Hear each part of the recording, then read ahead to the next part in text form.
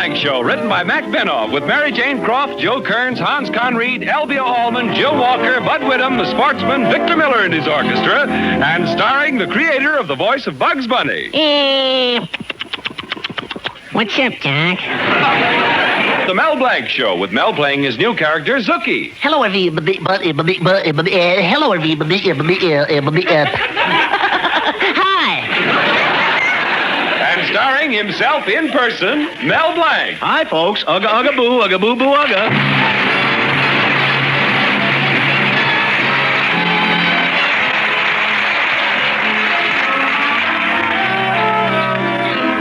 It's a warm spring day in Mel Blanc's little town, and young couples' thoughts are lightly turning to,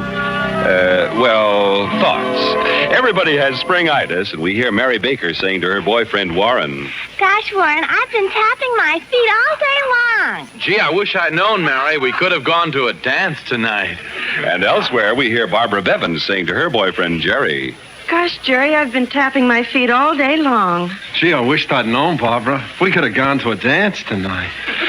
And in Mel Blanc's Fix-It Shop, where we find Mel and his girl, Betty Colby, Betty is saying, Gosh, Mel, I've been tapping my feet all day long. Gee, I wish I'd known, Betty. You could have cracked some walnuts for me. Yes, Mel is being very evasive, and believe it or not, he doesn't want to take Betty out. It seems that Mel, having made an impression on the town's society leaders with his impersonations, had become quite a social lion. So now let's look in at the Fix-It Shop and listen to the lion roar. I'm sorry, Betty, but I can't take you to the movies tonight. A man of my social position only attends operas, concerts, political lectures, and art exhibitions. But, Mel, they're showing a Betty Grable picture. Let's go. That's one art exhibition I must see. No, Betty, no bourgeois cinemas for me. I've even turned in my Roy Rogers badge. Oh, come now, Mel. And, Betty, please don't call me Mel anymore. From now on, it's Melvin Jerome Blanc the Third. The third? You mean this has happened twice before? Yes, my grandfather was first, my father was second, I'm third. When I have a son, he'll be home plate. Who's playing shortstop? Oh, Mel, just because you went to a party is no party? reason. Betty, dozens of parties. Yesterday, I was cocktailing at the Vanderpoofs at 7, cocktailing at the Lenahans at 8, cocktailing at the Burks at 9. What were you doing at 10? Ice bagging at home.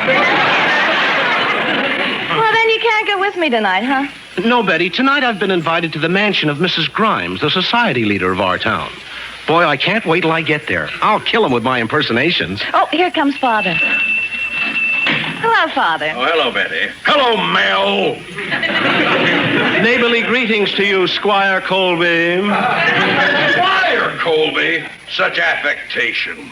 You big ninny, you're ruining my supermarket with the way you fix things. What did you do to my sausage machine? Oh, I fixed it, Mr. Colby.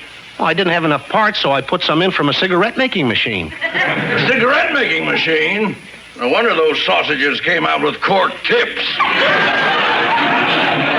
Well, what are you worried about? No other sausage can make that statement.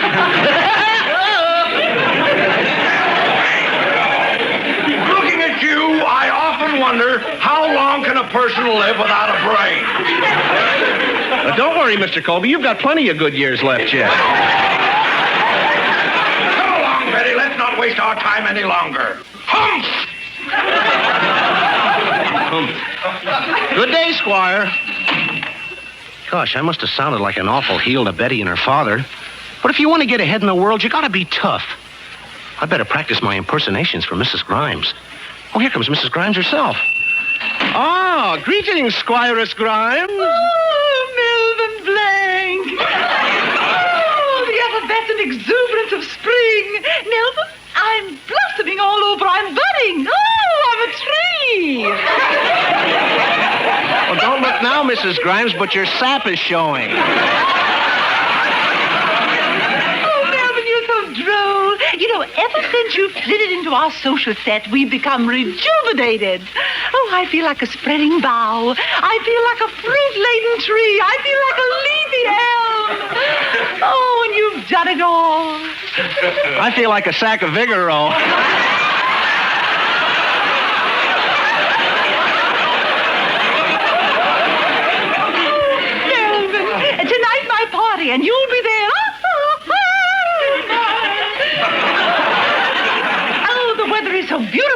can't contain myself. I love life. I want to live. Yeah, but why should she kill it for everybody else? Drink my fullness, drink all I can get. Somebody ought to put a Mickey in that drink. I love life. Oh, Melvin, tonight your social star shall ascend. Oh, you mean I get a chance to do... I get a chance to do some more impersonations? No, Melvin. Tonight we shall be serious. Serious? We are going to have a literary quiz, and you shall be our Clifton Fadiman. Sure. Sure, Mrs. Grimes. Oh, Melvin, call me by my first name. All right. Methuselah. Say it again. Oh. Methuselah.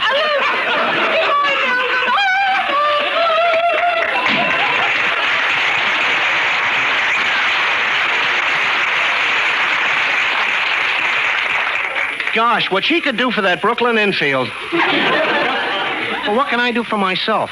A literary evening. I don't even know a Longfellow from a short beer. Huh. They want me to be Clifton Fadiman, and I can't even be Clifton Finnegan. Well,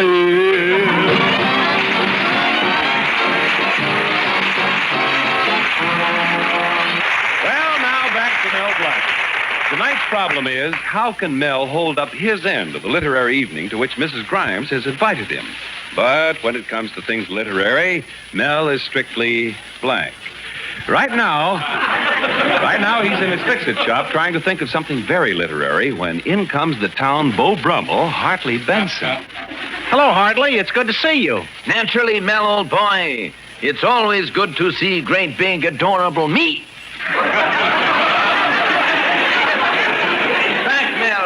So sweet, I could throw myself at my feet. Hartley, for once you don't bother me. Now that I'm in society, I can look down on you. Lovely sight, isn't it? I went to a society dance myself last week, Mel. The girls were dressed in tight-fitting dresses and low-cut gowns, but all eyes were upon me. What were you wearing? A strapless tweed. Oh, but was I mad? I had one dance with a ravishingly beautiful blonde when a man cut in and said, I want to dance with the most gorgeous creature on the floor. What did you do? What could I do? We danced.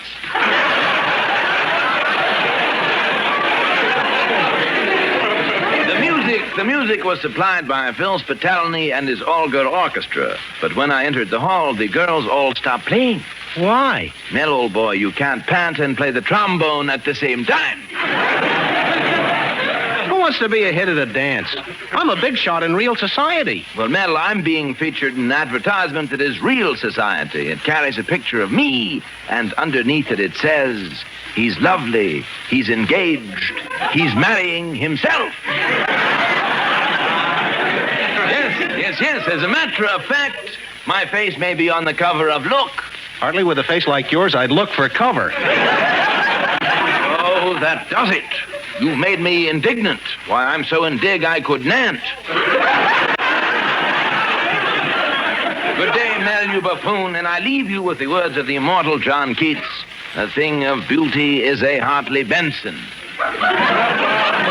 So long, nice seeing me.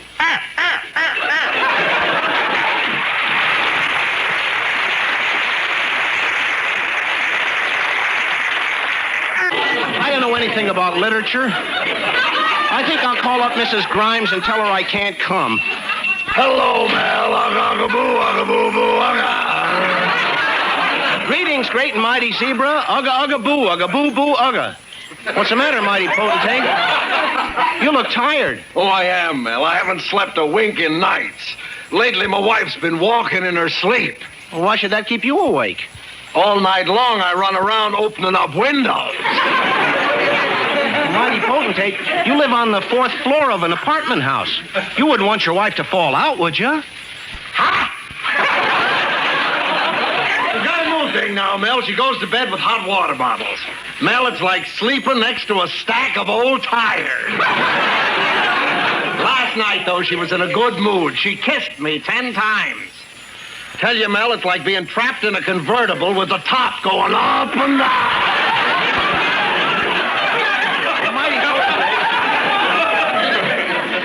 What did your wife look like when you married her? Well, Mel, she was young, and at that age, most women have a schoolgirl complexion. Well, how did her complexion look? Like she was expelled. She also had a mole on her chin, but it was hardly noticeable. Her nose covered it. Well, her nose couldn't be that long. No? Then why is it when we go to the zoo, the elephant feeds her peanuts? As a matter of fact, she could lead the Republican parade, except for one thing. What's that? She's got such long ears, the Democrats want her too. What a woman. Well, you sound a little peeved. Well, the other day I drove my wife downtown to do her shopping. And just as we were on the bridge crossing the river, she said, "Oh, John, you can drop me anywhere you want to." Gad, what a temptation. I don't know why I'm telling you all this. It's just that I'm alone. Mighty potentate, listen to my troubles. I'm going to a literary discussion at Mrs. Grimes' house, and they'll ask me a lot of questions, and I can't answer them. Oh, Mel, that's an easy problem. Just get yourself an encyclopedia. Well, what's the good of that? I can't bring it with me. Well, I'll help you out, Mel. You have Zookie bring the encyclopedia to me, and tonight I'll hide outside on the balcony of Mrs. Grimes' house. You stand near the window, and I'll whisper the answers to you. But, Mighty Potentate, can you sneak up into the house without being seen or heard? Mel, for 20 years, my life has depended on it. Well, I gotta be going now, Mel. Where are you going, Mighty Potentate? Well, I can do one of two things. I can go to the movies and see Johnny O'Clock, or I can go home and look at the face that'll stop one. See you later at Mrs. Grimes' house, Mel. So long. Ugga-boo, ugga-boo-boo, ugga. Ugga-ugga-boo, ugga-boo-boo, ugga.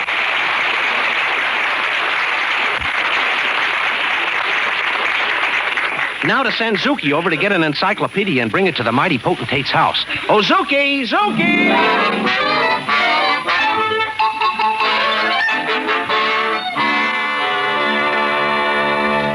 All right, young man, you can browse around the bookshop. When you see something you want, just whistle. Yeah, okay. Let's see now. There's some magazines, some What do you want?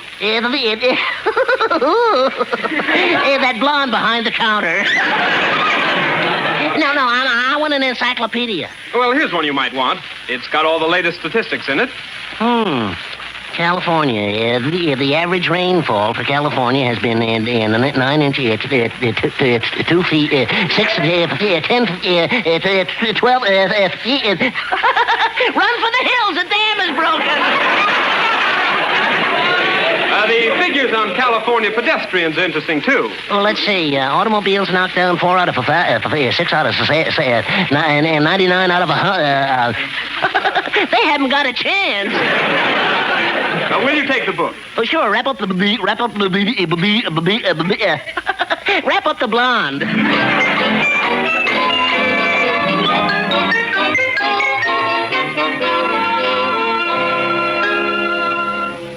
Well, Mighty Potentate, here we are at the Grimes house. All right, Mel. Now, you go in, and I'll go around the back way. Just stall them off till you hear from me. I'll be on the balcony outside the window. Swell. I'll ring the doorbell. Hello, Mrs. Grimes. Oh, Melvin, come right into the library. I want you to meet everybody. Everybody, come on. Meet Mr. DePeister. So charmed. I'm pleased to meet... so charmed. Lady Fortescue. Delighted. Delighted. Lord Thumbledown. Johnny,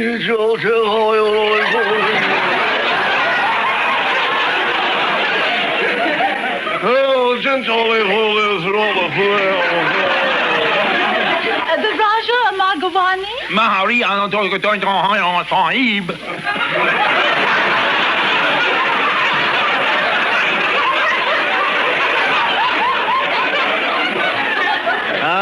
Maher... There you got me. And Melvin, the Raja is here with the Maharajas. Where's the Papa Raja? Oh, thank you. No one was laughing at your beastly joke. Melvin, sit down there by the window. We're past the literary discussion, and we're now taking up rock formations. I don't suppose you know the difference between a stalagmite and a stalactite. Who doesn't? After 3 martinis, a stalagmite becomes stalactite. Yes, I'm sure. And...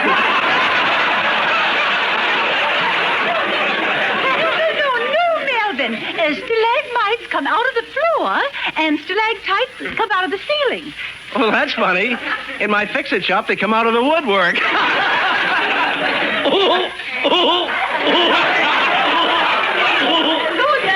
Lord Fumbledown, what are you laughing at? Where's the purple, Roger?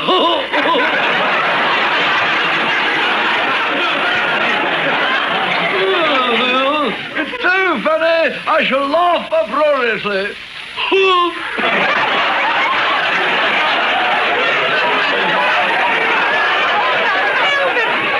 Melvin, you're causing entirely too much levity in this discussion. Now, I want to ask you a question. Oh, Mrs. Grimes, do you mind if I open the window? It's a little stuffy in here. Oh, not at all, Melvin. Thanks.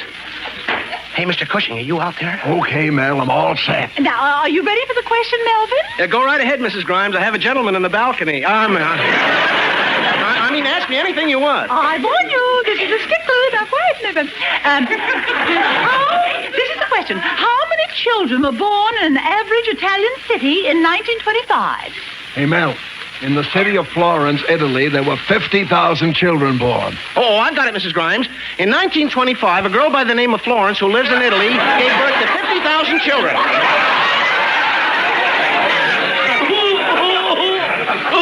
Now I get it. Roger comes out of the woodwork. I shall ask another question. What is the longest river and the highest mountain in South America? Mel, the Amazon and the Andes. I got it. Amos and Andy. Melvin, you're being ridiculous. Now, my next question has... Oh, my goodness. Is that a face in the window? Well, statistics show that last year, 30,000 faces... Mr. Cushing, what do you mean by eavesdropping outside my window? Oh, just a second, Mrs. Grimes. I'll take the blame for everything. You see,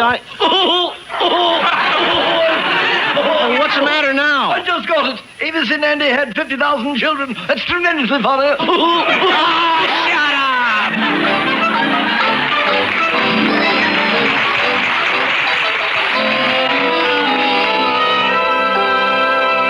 Well, Mel, have you had enough of high society? Yeah, Betty. Back with the people of my own class. People like you and your father. People who appreciate... Oh, Mel, stop yapping so much and get on with this game of checkers. But, Mr. Colby, all I was saying... Come on, make your move before I break every bone in your body. What did you say? I said I'll break every bone in your body. Ah, that's like music to my ears. I'm home again.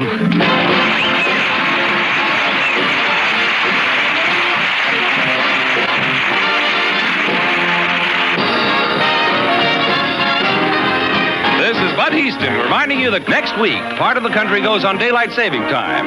If your area remains on standard time, tune in to Mel Blanc 1 hour earlier. Be sure to join us again next Tuesday night for more fun with Mel and the people you'll meet in Mel Blanc's Fix-It Shop. Remember, if your area remains on standard time, tune in Mel Blanc next Tuesday 1 hour earlier. This is CBS, the Columbia Broadcasting System.